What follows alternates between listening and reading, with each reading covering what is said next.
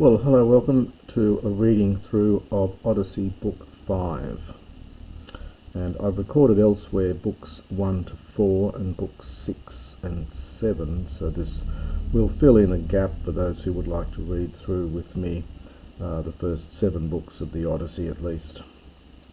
So we begin with, I won't read out all the Greek necessarily. My Greek pronunciation's not very good, and I'm not very good at doing it with the right meter either, but it does begin Eos deklekeon par agaiou tithanoia. Onus hin athanatoisi phos pheroi edibratoisi. So Eos, dawn, the main verb is in the next line, ornuth, from ornumi. She arose ek lekion, from beds, so we would say from her bed, beside agaiou. Funny word, it's got rendered in various ways, perhaps sometimes haughty, sometimes perhaps noble, high-minded, tithonos, hina, in order that pheroi, optative, she might bring light to immortals and to mortals. Hoide theoi, but the gods, kath his danon, the gods were sitting thokondi, well, in session or in council. Thokos is a seat in Greek, and, well, we often say the word in session, of course, is connected with seat. So the gods were sitting in council or in session, and accordingly, or as you might expect, a typical error, among them, understand, was Zeus, who is high thundering, from the Hupsi root, and bremo is to roar, high roaring, high thundering Zeus, whose power, literally of whom the power is greatest, so whose power is greatest. But Athena was speaking, this is an imperfect without augment, was speaking to them about the many cares, the many trials, many tribulations, the many cares of her Odysseus. Well, the participles on the next line, making mention of, perhaps reminding them of the many cares of Odysseus. Melega hoi ion en demomoi sidumfes, for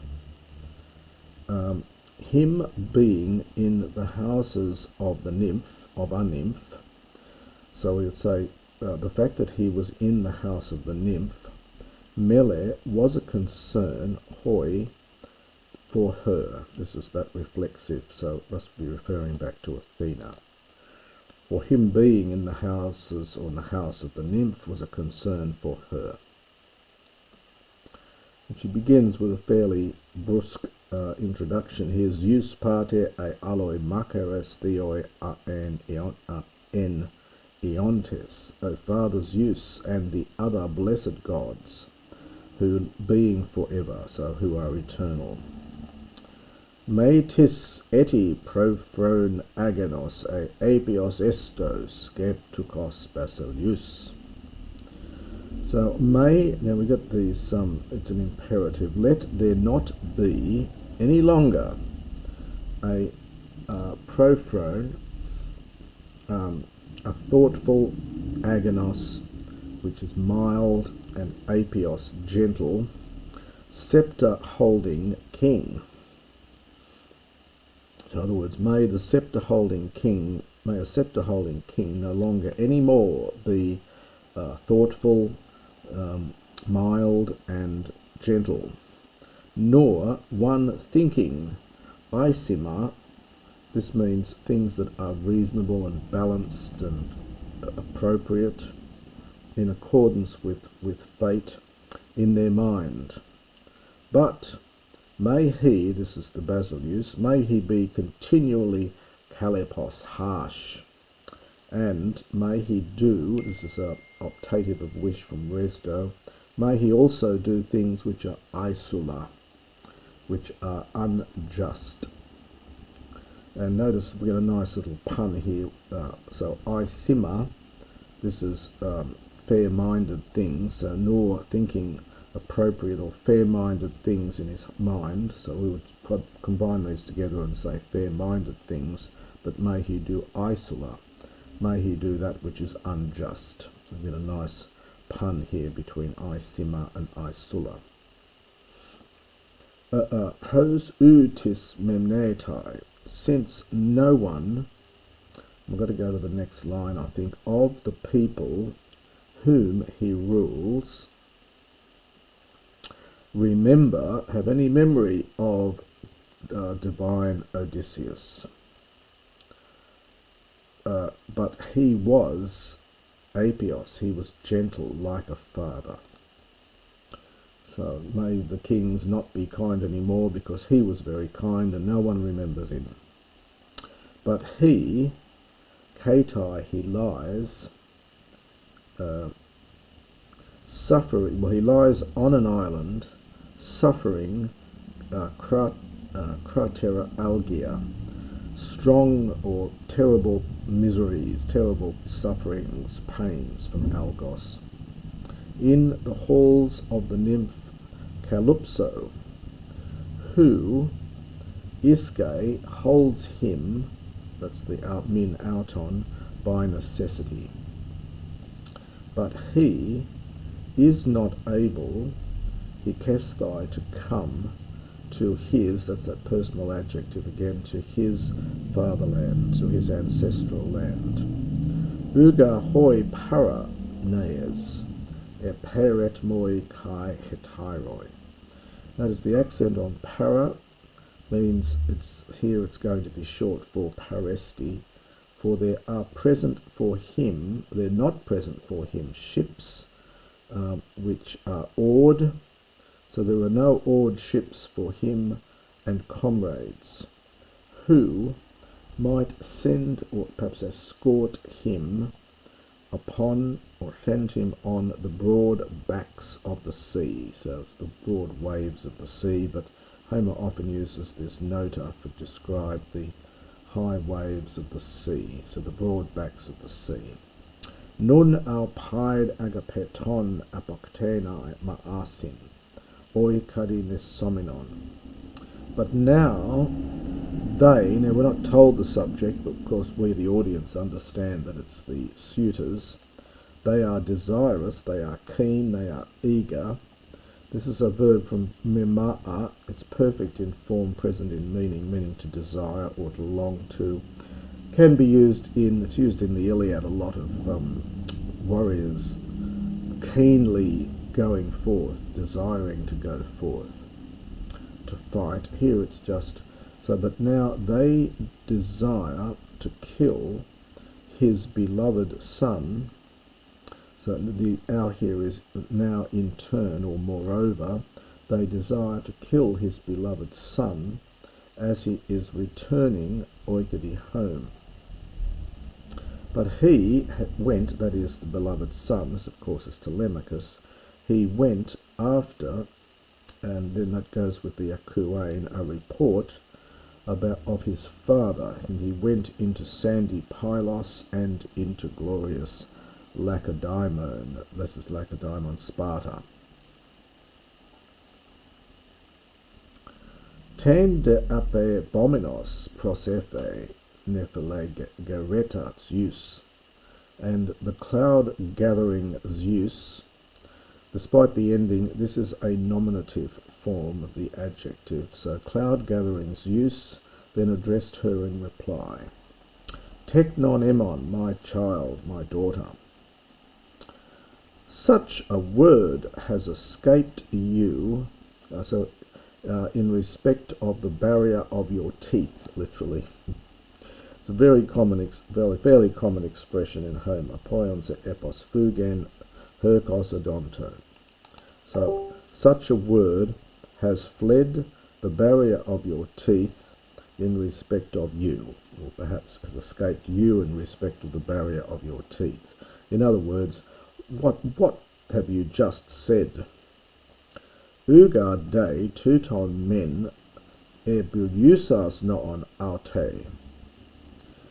For did not, it's a question here, did not you yourself indeed counsel this noon, this plan?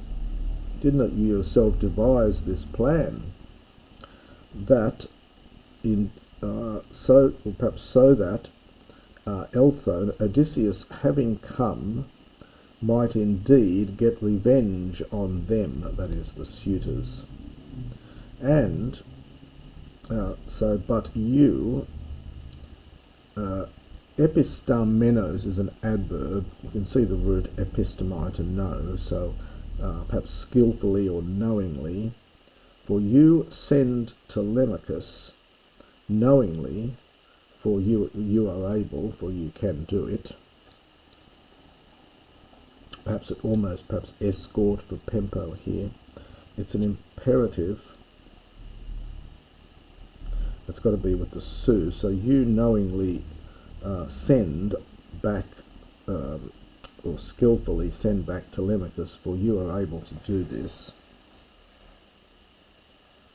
Hosce, so that he might come into his ancestral land very much ascathes, unscathed, unhurt or uninjured. It's an alpha privative here. And the suitors, apon neontai, they might return home in their ship. Palimpetes, it's a funny word here. You can translate it something like fruitlessly. It's literally falling back. It's an expression that's used of a missile that fails to reach its target. So although it doesn't literally mean useless, fruitlessly, that's the sense of it, falling back. So the suitors might return, fruitlessly in their ship. So he says, you organise it all. Era kai hermean philon huion antion uda. And thus he spoke, and he spoke face to face with Hermes, his dear son. Hermes, now this must be a vocative from Hermes. You, for you in turn, you are a messenger, very much so, in regard to other things. So you are very much a messenger in regard to other things. And now we get a pain, it's imperative for infinitive for imperative. So speak a true counsel or a true plan to fair-tressed, fair-haired nymph. So speak of a return home, a noston, of Zeus, whose mind has suffered.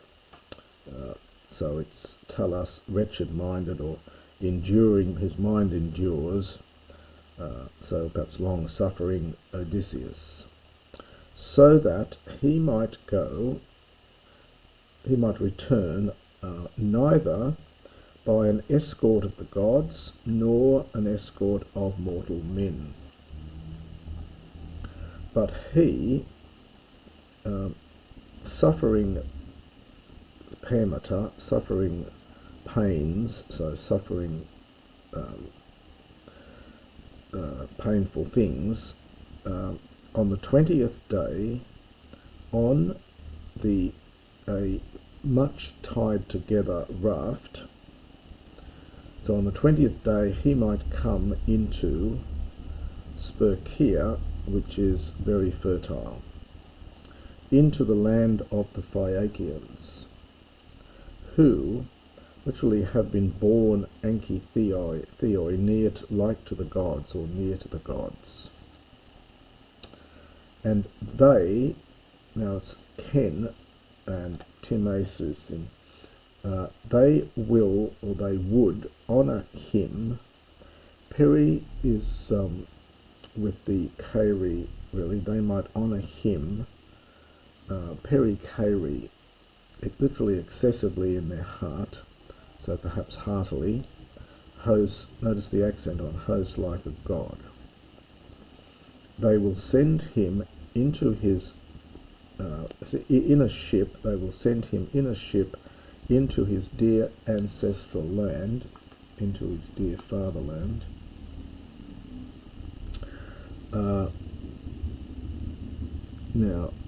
Having given him bronze and gold, and so gold and in much quantity, palace sufficient, clothing, pola, much of it, as many things as Odysseus, not ever did he, sorry, it's an an here, that's right, as many things as Odysseus would have brought, no, it's as many things Odysseus would not have ever brought from Troy, even if he came unharmed. Having met with, from Lancano, having met with the fate, or sorry, the Ison, even if he had met with his share from the spoils. Hosca hoi moira estin, for thus it is fated for him, his fate is, the fate for him is, to see his friends and to come into his high-roofed orifice, his high-roofed house, and into, again, personal adjective, his paternal land, his fatherland. And that is the first few lines of Book 5.